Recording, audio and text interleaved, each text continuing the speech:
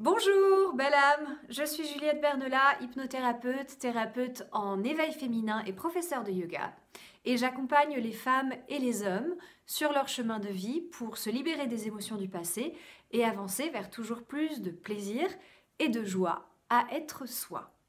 Et je fais ces vidéos pour partager un petit peu l'expérience de ma propre évolution, mais aussi partager les thèmes, les sujets avec lesquels peut-être les sujets les plus courants avec lesquels mes clients viennent me voir, en espérant que ça puisse vous aider.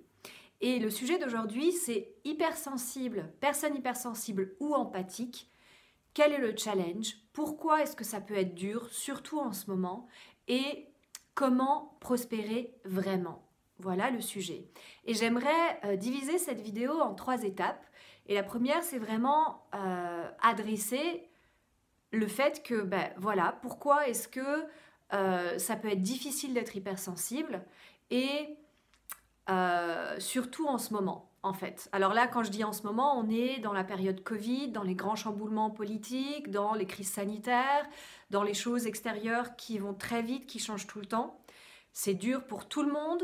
Pourquoi, quand on a un système nerveux ultra sensible et qu'on capte beaucoup de choses, pourquoi est-ce que ça peut être un challenge additionnel? La deuxième partie, c'est en dessous de tout ça, en fait, quel est le vrai problème? Et c'est pas forcément ce que vous pensez. Donc restez avec moi. Et la troisième partie, c'est mes stratégies pour vraiment prospérer et aller bien, peu importe les conditions extérieures. Alors quand je dis aller bien et prospérer, on a tous des hauts et des bas.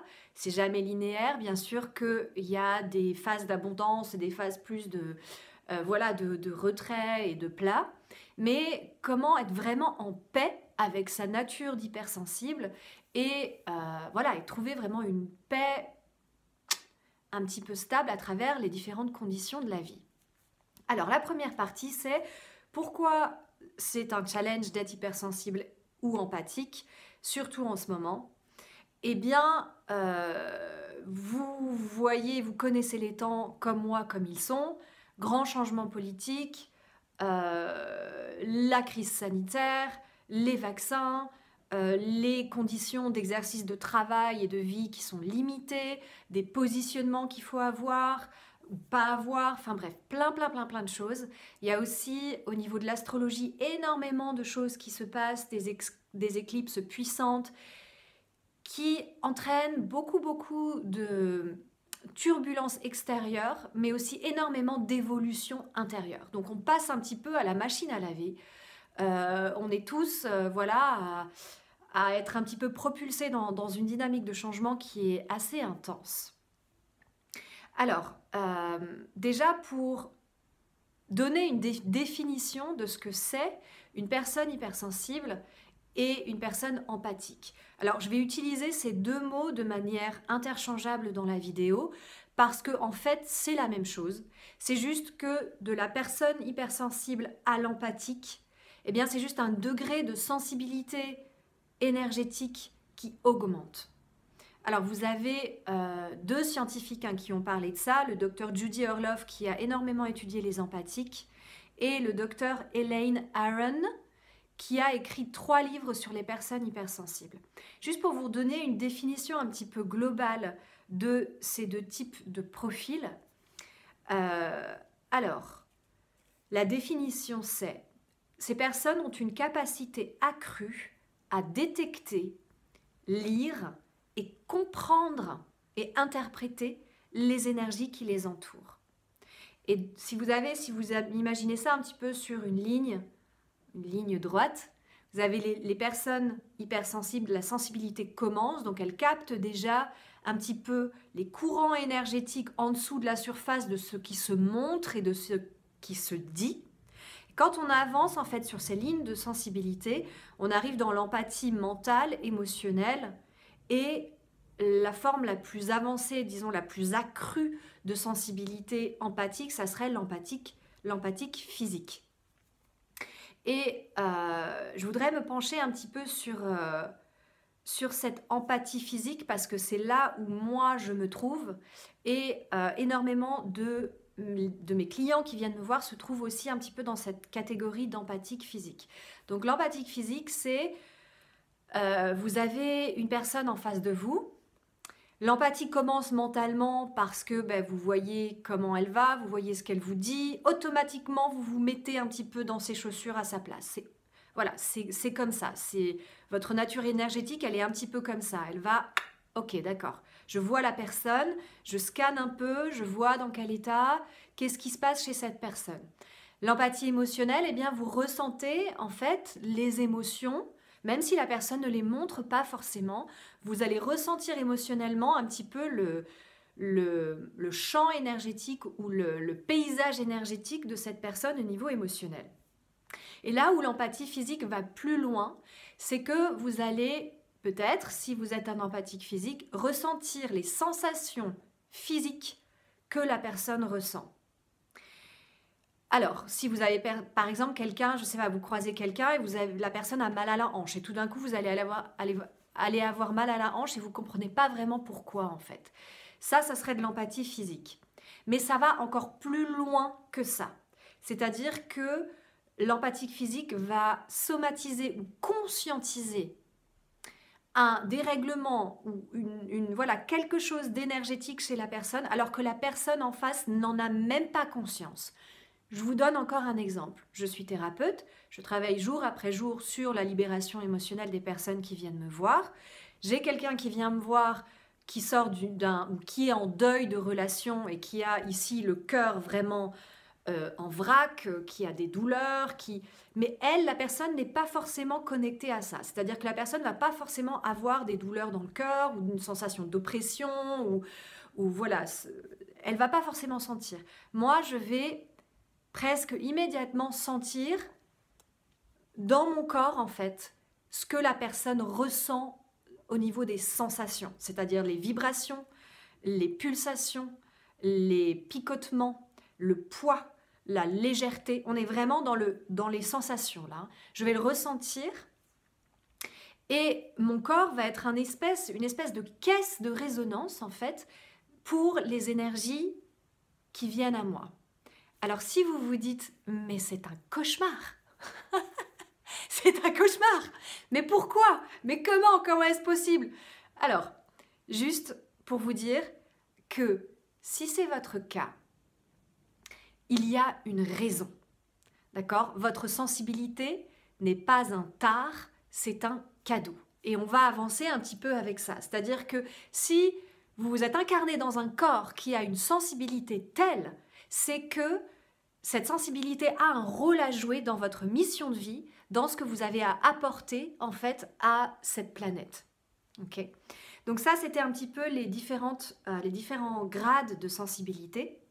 Et si ça vous intéresse, je vous encourage à lire ces livres du Dr Elaine Aron et du Dr Judy Orloff, parce que la compréhension de soi, mon Dieu, je ne saurais même pas comment dire, ça aide tellement à s'accepter et d'arrêter à fuir et à lutter contre sa propre nature, se rendre compte que notre vraie nature a en fait un objectif, a un but, elle a sa raison d'être, et c'est en fait 90% du chemin, surtout si vous souffrez et que vous ne comprenez pas ce qui se passe.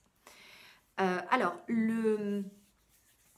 les conséquences en fait de cette sensibilité accrue des personnes hypersensibles ou empathiques fait qu'elles développent très très tôt des comportements d'adaptation ou des défenses, des mécanismes de défense qui sont de l'ordre de l'isolement, la fuite, le cocooning perpétuel. J'avais marqué aussi, oui, cette envie en fait de se caverner, de fuir. Hein. Moi, pendant le Covid, je me suis dit, mais en fait, je vais me couvrir, je vais attendre 3-4 ans que ça passe, parce qu'on dit qu'en 2024, voilà, je ne sais pas si c'est vrai, mais c'est comme ça. Et puis, je vais hiberner pendant tout ce temps, et je vais m'éloigner un petit peu du tumulte qui m'entoure, parce que là, c'est trop intense. Donc, ça, vous voyez, ces mécanismes de défense sont développés très tôt chez les personnes hypersensibles et chez les empathiques. Or, le souci, c'est que ces mécanismes de protection, de défense, eh bien, ils sont plus viables de nos jours. Pourquoi? Parce que maintenant, les énergies vont rester très très conflictuelles et intenses pendant longtemps. Hein, on est dans un passage planétaire tellement intense que ben voilà, vous pouvez vous isoler pour le reste de votre vie, mais en fait très très peu d'entre nous sont vraiment censés méditer dans une caverne comme un yogi, voilà, et juste faire un travail. Il y en a très peu. C'est peut-être votre cas, et si c'est votre cas, c'est très bien comme ça, c'est vous qui le savez. Mais c'est quand même plus rare, et la plupart d'entre nous ont quand même une sorte d'activité, une sorte de rôle actif physique à jouer dans cette transformation qui est en train de se mettre en place, qui est, si vous connaissez un petit peu l'astrologie, et moi je trouve ça absolument fascinant, mais on passe de l'ère du poisson à l'ère du Verseau, l'ère du poisson, hein, qui est vraiment qui est de se remettre à un sauveur, hein, tout ce qui s'est passé avec le Christ, de se remettre à une puissance politique, de remettre son pouvoir à plus grand que soi, d'accord? C'est un système beaucoup plus vertical. Et on passe à un système, à une ère plus horizontale, qui est l'ère du Verseau, qui est donc du coup, où des valeurs comme égalité, liberté, fraternité, peut-être que ces choses un jour se réaliseront au niveau sociétal, je ne sais pas. Mais en tout cas, ce sont les valeurs du Verseau, d'accord? Et on est en train de changer vers ça. Et donc, il y a un effondrement global, doucement, mais pas si doux que ça au final, hein, qui se met en place, de vieilles structures qui ne peuvent pas rester en place. Et ça va prendre quelque temps, d'accord? Et si vous êtes une personne empathique ou hypersensible, eh bien vous avez un rôle important à jouer, que ça soit un rôle intérieur de par montrer l'exemple avec votre mode de vie, ou vraiment un rôle relié aux autres qui serait peut-être que vous êtes guérisseur, peut-être que vous êtes une sorte de chaman, peut-être que vous êtes une sorte de messager, peut-être que vous êtes un conteur, peut-être que vous êtes un transmetteur, peut-être que vous êtes... Vous voyez, tous les travailleurs de lumière qui ont en fait quelque chose à apporter, où il y a un sens, la sensibilité a un sens, et qui ont voilà, un engagement actif en fait dans cette transition d'une ère planétaire à une autre. Donc si la fuite et le cavernage n'est plus une option, eh ben, il faut quoi en fait? Il est nécessaire d'apprendre à prospérer, peu importe les circonstances extérieures. Et quand j'y dis prospérer, c'est pas juste financièrement. C'est-à-dire que oui, une fois que vous serez dans votre puissance, une fois que vous êtes dans votre puissance alignée, eh bien en général toutes les ressources extérieures viennent pour que vous puissiez faire votre travail de manière dont vous devez la faire, dont on vous demande de la faire. Et bien sûr, de faire son travail dont on vous demande de la faire, ça n'est jamais séparé de votre bonheur personnel. Rien n'est un sacrifice. Tout est, une fois que vous êtes aligné et qu'il y a une espèce de flux de votre mission qui se met en place, là, c'est la joie, c'est la sensation de puissance, c'est la sensation d'expansion, même quand c'est l'hiver. D'accord? On a une sensation de paix, en fait, avec ce qu'on est.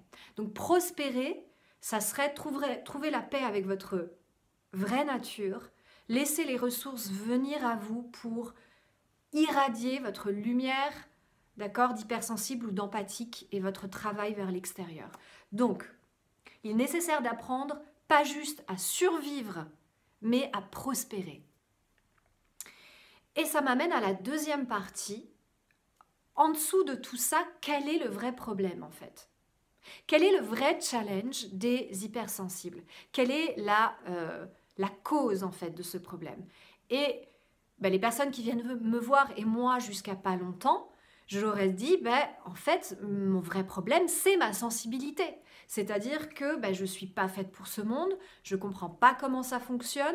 Depuis toute petite, je n'ai pas l'impression d'y appartenir. Depuis toute petite, je me pose des questions complètement aberrantes pour un enfant, c'est-à-dire comment fonctionne ce monde. Moi, la question que je me posais quand j'étais petite, c'est comment aimer vraiment? Comment aimer vraiment? Comment être en lien avec les autres? Je me souviens que cette question, m'habitent depuis toute petite, ou des questions comme comment le monde fonctionne, c'est-à-dire comment est-ce que le boulanger fait assez de chocolatine le matin pour savoir que des toutes petites, je me demandais comme ça, mais comment est-ce qu'il y a assez d'ingénieurs pour construire, comment ça fonctionne, voilà. Et dans tout ça, eh bien, on ne sent pas forcément qu'on a sa place. D'accord? Parce que, eh bien, la sensibilité, en fait, c'est pas le vrai problème. Votre sensibilité est un cadeau. C'est le cadeau qu'on vous a donné qui est un cadeau pour vous parce que, eh bien, vous avez un système d'énergie hyper subtil, d'accord? Et que ça peut apporter énormément de joie et de bonheur de sentir la subtilité de l'énergie, de capter les vibrations qui émanent de la nature, qui émanent des personnes, d'accord? Il y a presque une sensibilité qui est translucide et ça peut mener aussi à des états extatiques, ça peut mener... Vous avez en fait un lien avec l'esprit très très fort. Et ça, eh bien c'est aussi un super pouvoir. Donc la sensibilité n'est pas un tard, c'est un super pouvoir. Et comment le considérer comme tel? Donc si la sensibilité n'est pas le souci, quel est le souci? Eh bien le souci qui vous sépare vraiment de votre puissance, des gens qui vous entourent et qui font que vous avez envie de vous cacher continuellement quand ça devient dur à l'extérieur, eh bien c'est votre sentiment d'impuissance.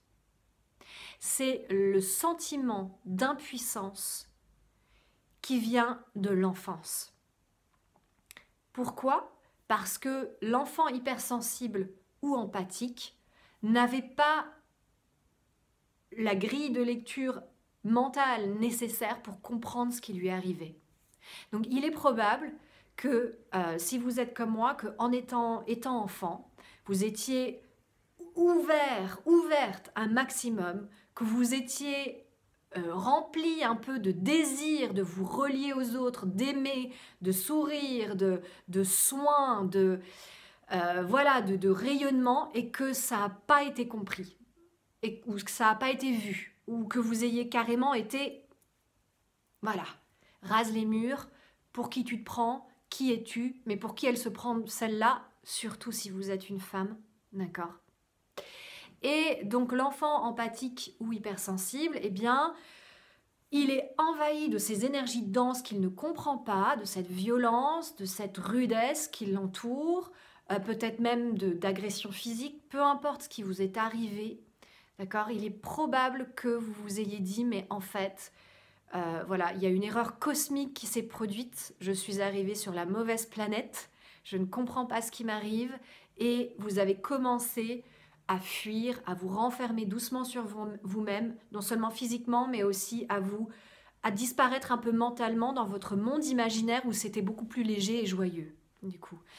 Et là, cette sensation d'impuissance s'est mise en place, et ben du coup, le monde extérieur est dangereux, il est trop rude pour moi, je vais aller me cacher.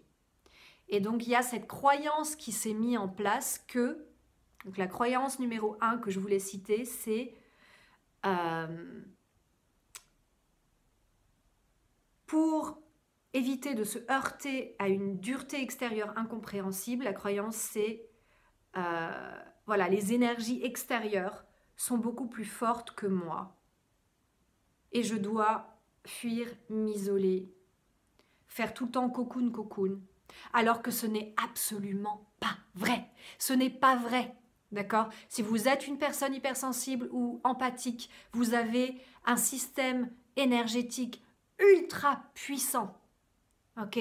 Ultra raffiné. C'est votre super pouvoir. Ok? Mais quand on est encore beaucoup dans les blessures, encore beaucoup un petit peu dans cette sensation d'être victime du monde extérieur, eh bien on n'a pas forcément accès à ces ressources. D'accord? Mais ça change, ça peut changer et ça change et ça va changer pour vous. Alors, donc, cette croyance qui se met en place que je suis faible, je suis trop vulnérable, je ne suis pas faite pour ce monde, je dois me cacher, je dois fuir, d'accord? Eh bien, ça ne reste pas juste au niveau du mental, malheureusement. Ce n'est pas juste quelque chose qui est dans votre tête, mais c'est quelque chose qui impacte aussi votre corps. Alors, pour vous expliquer, c'est ce système d'homéostasie. L'homéostasie, c'est les milliards de réactions biochimiques dans le corps qui se mettent en place pour que le corps et le système énergétique puissent maintenir un équilibre. Okay, alors on parle de tout, hein, on parle de taux de sel et de sucre dans le sang, les rythmes circadiens de sommeil et d'éveil, enfin c'est infini, c'est une intelligence incroyable. La croyance qui dit « je suis fort, je suis puissant, j'ai ma place, je suis à l'aise, j'appartiens à ce monde, j'ai quelque chose à apporter ici, les gens me respectent, les gens me voient ». Si votre système de croyance c'est ça, eh bien vous envoyez à votre système nerveux et à votre corps et à votre système énergétique un message qui dit « tout va bien ». Okay, votre mode de fonctionnement est le système nerveux parasympathique, de la détente et de la digestion. Et donc, du coup, eh bien, votre système nerveux est à l'aise, votre système hormonal est à l'aise, votre corps est principalement en état d'homéostasie, c'est-à-dire d'équilibre, et votre santé est bonne, d'accord ? Vous digérez bien, vous dormez bien, voilà. Mais l'opposé est également vrai. C'est-à-dire que si votre croyance c'est comme un grand nombre d'empathiques et d'hypersensibles qui ont dû un peu se cacher dès la naissance, le monde est dangereux, je n'ai pas ma place ici, je n'appartiens pas ici, je ne suis pas faite pour ce monde, les énergies extérieures sont toujours plus fortes que moi et mon seul choix c'est de fuir, eh bien, vous envoyez à votre système nerveux et à votre corps le message opposé. Et là, votre corps va être constamment en fuite et en bataille pour maintenir en fait un niveau d'homéostasie. C'est-à-dire que il y a un état d'hypervigilance, alerte, danger, qui est constamment activé. Votre corps est plus déclenché dans le système nerveux sympathique. D'accord ? C'est les deux volets du système autonome, système nerveux parasympathique et sympathique. Hein, si vous êtes professeur de yoga, vous l'avez étudié voilà, en fond et en comble. Et donc du coup, eh bien, c'est fuite et bataille. Système nerveux sympathique, c'est la fuite et la bataille. Et quand ce système nerveux est déclenché par cette croyance de danger extérieur, eh bien, vous avez les taux d'adrénaline et de cortisol qui sont tout le temps surélevés. Et ces deux hormones, en fait, vont faire que vous êtes tout le temps prêt à vous battre ou à fuir. Donc la digestion ralentit, le sang est dans les muscles parce que il faut voilà, se cacher ou fuir d'un instant ou d'un autre. Et donc du coup, votre corps est en déséquilibre et vous entrez en mode catabolique, c'est-à-dire que les cellules commencent à se dégrader. Alors ne vous inquiétez pas, voilà, tout a un sens, tout a sa place et ça peut changer très très vite. Donc vous voyez à quel point cette croyance mentale installée dès l'enfance a maintenant aussi un impact sur votre santé de par votre état physique. Donc c'est mental, c'est physique, d'accord ? Vous êtes du coup en alerte, plus à l'aise, plus connecté à vos ressources intérieures en fait, plus connecté à votre puissance, à votre place. Mais ça ne s'arrête pas là, c'est aussi quelque chose qui devient énergétique, d'accord ? Et quand on parle de sensation de puissance, de limite neutre et ferme, de place, on parle du troisième chakra, hein, je vous le montre, du Manipura chakra, qui est là, qui est de couleur, alors les yogis disent que c'est de couleur jaune, d'accord ? C'est juste ici derrière l'estomac, en haut, derrière l'estomac, un réseau de nerfs qui emmagasine et qui relâche énormément d'énergie. Et si ce chakra est affaibli au niveau énergétique par des croyances, par des expériences, par des habitudes de comportement qui sont la fuite, d'accord ? Eh bien, ce chakra va être affaibli. Et quand il est affaibli, eh bien, vous pouvez essayer mentalement de changer tout ce que vous voulez par des affirmations, Si le déséquilibre est installé très fort au niveau énergétique, ça va être difficile, d'accord ? Donc, ça affecte ces trois niveaux. Et c'est ça, en fait, le vrai problème derrière tout ça. La sensibilité n'est pas le problème, c'est votre cadeau.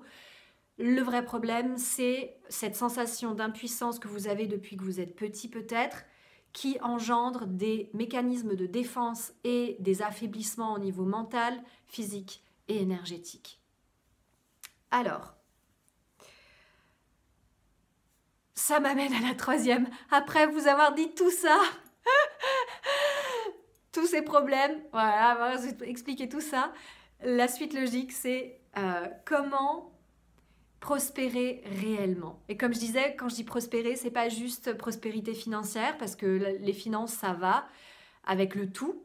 Mais prospérer, pour moi, c'est avoir une acceptation totale de qui on est, dans toute sa globalité, et une paix, en fait. Et une ouverture à, voilà, à donner ce qu'on a à donner, à savoir ce qui est bon pour nous, et se sentir à sa place. Se sentir à sa place, c'est... quelle prospérité!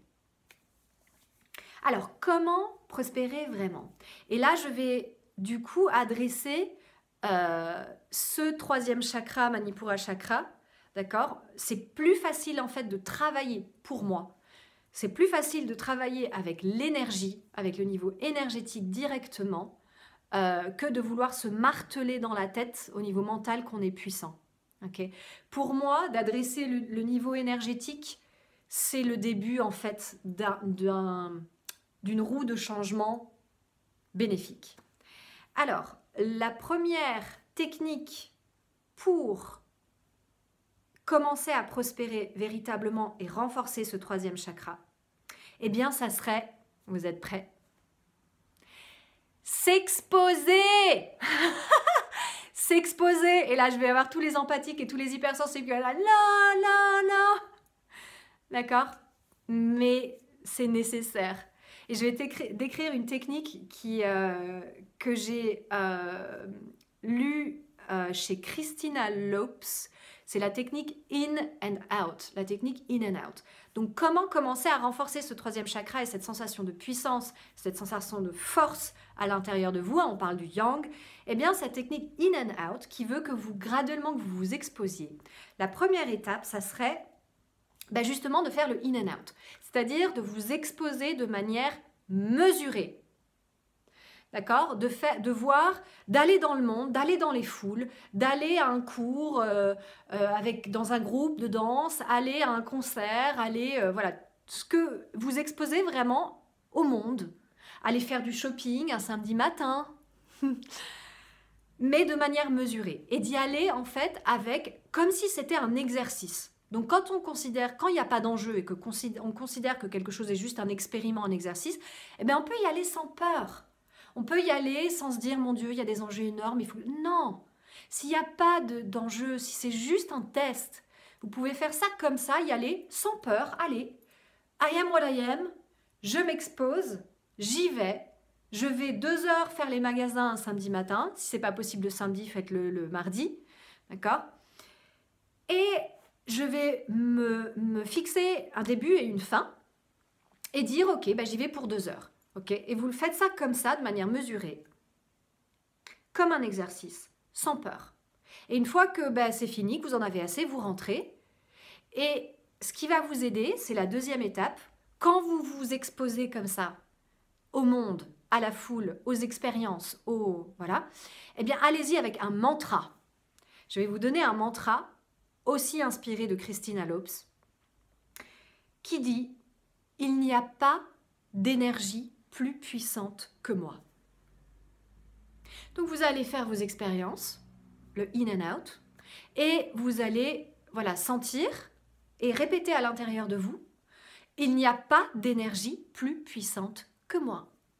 Ok, donc dans la foule, dans le magasin, quand vous sentez que l'anxiété monte, quand vous sentez que vous vous sentez vraiment en tant qu'empathique et personne hypersensible, des fois on se sent vraiment, ça arrive, on se sent inondé et on ne sait pas quoi faire, comme si on n'avait pas le choix en fait. Mais c'est un alignement intérieur et une force intérieure qui dit il n'y a pas d'énergie plus puissante que moi. Et c'est vrai, d'accord? Vous avez cette puissance, cette pouvoir d'influencer de manière positive l'environnement. Rien que de par votre lumière, rien que de par votre sensibilité, vous avez ce pouvoir. C'est vous qui pouvez devenir le déclencheur d'énergie positive. d'accord, celui qui affecte le taux vibratoire d'un environnement. Ok, c'est ça un empathique qui arrive, qui vient dans sa puissance, c'est ça. D'accord, c'est passer de la victime qui est envahie par des choses, par des énergies qui sont trop puissantes, à ok, je sais qui je suis, je sais que je suis sensible, je sais que j'ai une énorme lumière à l'intérieur de moi, et maintenant c'est moi qui vais rehausser, d'accord, le taux vibratoire de mon environnement. Et ça marche peut-être pas toujours, des fois c'est trop, mais allez-y avec cette intention. Il n'y a pas d'énergie plus puissante que moi. La troisième étape, c'est quand vous êtes fatigué de ces expériences, vous retournez chez vous. Vous faites vos pratiques d'auto-soin que les hypersensibles et les empathiques ont, forcément. Vos méditations, vos nettoyages, votre couture, toutes vos habitudes, toutes les choses qui font que toutes ces techniques que vous avez pour vous réaligner. La sieste, le yoga, voilà. Et vous faites ça, d'accord? Et vous vous réalignez. Et l'étape 4, qui est vraiment ultra importante, c'est comprenez que maintenant, par les temps qui sont là, c'est nécessaire de faire des nettoyages énergétiques tous les jours. Alors, il y a des tonnes de méthodes de nettoyage énergétique partout sur Internet. Je ne vais pas forcément en citer une ici, mais ça peut être en sachant que le nettoyage, c'est la protection ultime, c'est votre présence. Donc quelque chose qui vous ramène en présence, dans votre corps. La méditation, la respiration, les nettoyages énergétiques par les techniques de lumière, où vous sentez la lumière passer dans tout votre corps. D'accord ? Il y a plein de choses. Ça peut passer par des visualisations, des douches énergétiques que vous faites carrément sous la douche. Le Qigong, je sais que le Qigong a énormément aussi de pratiques énergétiques comme ça. Et ça... quand on est empathique et hypersensible, c'est comme une hygiène quotidienne, une écologie à mettre en place, comme si vous vous brossiez les dents en fait. C'est la même chose. C'est-à-dire que toutes les techniques de lavage, de nettoyage que vous faites à votre corps physique tous les jours, comprenez que maintenant, au niveau énergétique, il faut la même chose. 1, 2, 3, je ne sais pas combien de fois c'est nécessaire par jour, mais c'est à vous de le sentir. Ce qui m'amène à notre la deuxième technique principale pour renforcer ce plexus solaire. Donc notre première, c'était s'exposer, d'accord, s'exposer et faire vos nettoyages énergétiques. La deuxième, c'est des petites idées plus concrètes, en fait, comment directement renforcer ce plexus solaire. Alors moi, je suis professeure de yoga, donc c'est un petit peu mon domaine de prédilection. Mais vous avez, par exemple, la salutation au soleil. Là aussi, je ne vais pas vous la montrer là, mais vous l'avez partout sur Internet. La salutation au soleil est un exercice physique et énergétique respiratoire complet. Ça affecte tous les niveaux. Ça affecte le corps, ça affecte la respiration, ça affecte l'énergie et l'émotion, qui fait que le corps est constamment en ouverture et en fermeture de par les mouvements. Et ça se plie à partir du 3e chakra, qui est le plexus solaire. Donc on va agir sur le plexus solaire comme une pompe. Ça va le nettoyer, ça va le stimuler, ça va le renforcer. Donc la salutation au soleil, un exercice, une bénédiction pour renforcer ce 3e chakra et donc votre sensation de puissance, de place, de souveraineté, de limite à l'intérieur de vous. Il y a aussi un exercice respiratoire très intéressant. Mon maître yogi me disait que s'il y a un exercice respiratoire yogique à retenir, ça serait Kapalabhati. Kapalabhati, en sanskrit, ça veut dire la respiration du crâne brillant. Et là aussi, vous l'avez partout sur Internet. Donc c'est en fait des expirations appuyées en contractant les abdominaux, donc en chassant tout l'air des poumons et en activant le plexus solaire. Et ensuite, il y a une rétention. Trouvez-la sur Internet. Exercice incroyablement utile pour renforcer le 3e chakra, activer toute l'énergie qui dort ici, déployer votre énergie vitale autour de vous. Et il y a aussi plein d'autres bienfaits qui est le nettoyage des poumons, le nettoyage des méridiens énergétiques, le recentrage, l'ancrage, parce que aussi ce qui appartient vraiment, ce qui est tellement important aussi pour les hypersensibles et les empathiques, c'est que on est très très prône à l'anxiété très vite, vu que les énergies arrivent, on sent tout, ça peut faire monter l'anxiété et nous désancrer très très vite en fait.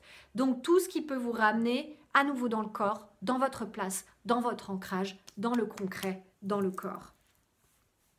Il y a aussi au niveau du chant, hein, le yoga énormément, il y a tout le bhakti yoga qui est le yoga du son, de la voix, de la dévotion.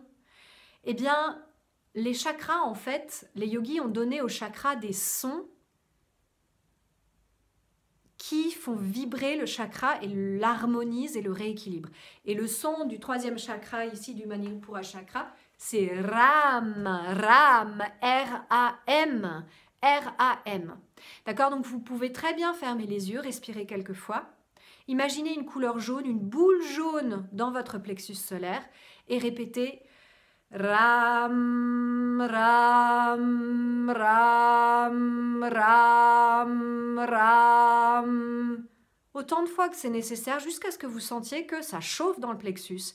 Et si vous faites ça un petit peu tous les jours, vous pouvez être sûr que petit à petit, le plexus solaire et votre sensation de puissance, la lumière s'est éteinte, va se renforcer. Et ça m'arrive, je voudrais finir juste avec les bénéfices en fait. Donc les bénéfices de renforcer ce troisième chakra, de éradiquer cette croyance de puissance, for good, no more, sensation de puissance, de victime finie, d'accord, de l'adresser au niveau énergétique par le troisième chakra, eh bien vous allez commencer à sentir que les énergies denses, vous allez même plus les appeler énergies denses. C'est-à-dire que vous allez même plus les sentir en tant que telles. Ça va juste être des énergies. Et puis vous allez être consciente que ben voilà, il y a ça, mais ça va plus vous affecter comme ça vous affectait avant. Ça va plus vous donner envie de courir et d'aller vous cacher ad vitam aeternam sous votre couette. Il y a une sensation peu à peu, une sensation d'ancrage, de confiance, de sécurité, de stabilité qui va s'installer à l'intérieur de vous, qui ne sera plus sujette au chamboulement extérieur. D'accord? Une espèce de stabilité, de sécurité, de confiance intérieure qui est stable, qui est là. Et ça change tout en fait. Parce que ça permet de mettre des limites neutres, ça permet de définir, ok, ça, je suis dispo, pour ça, je suis pas dispo, ça c'est pour moi, ça c'est pas pour moi. Et donc du coup, de vivre votre vie et de mettre à profit votre sensibilité comme vous pouvez, comme vous le voulez. Et la troisième, ça serait, il n'y aura plus du coup cette sensation de vouloir s'isoler à perpétuité. Alors bien sûr, il y a toujours l'automne, l'hiver, il y a toujours des moments où on a besoin de se replier sur soi. Moi, j'ai besoin d'énormément de temps pour moi. Mais j'ai plus vraiment cette sensation de devoir passer toute ma vie un peu seule à me cacher. Vous voyez, alors ce qui était très présent chez moi avant, c'est-à-dire que cette fatalité un petit peu de, voilà, il faut que je me dégage de ces situations parce que je ne vais pas pouvoir gérer, ça commence vraiment à changer, d'accord? Et donc du coup, quand je choisis d'être seule, eh bien c'est plus un choix qu'une espèce de fatalité parce que je suis obligée de fuir, parce que je ne peux pas gérer. Et l'idée, c'est en tant qu'hypersensible et en tant qu'empathique, c'est pas juste de gérer, d'arriver à gérer et à rester ici et attendre que ça se passe, d'accord? Mais de vraiment prospérer en fait. Parce que la chose avec laquelle je voudrais vous laisser, c'est que, eh bien, votre bonheur est essentiel à cette planète. Le fait que vous prospériez, le fait que vous soyez bien dans votre peau est essentiel. Cette planète, le monde a besoin de vous. Le monde a besoin de votre lumière.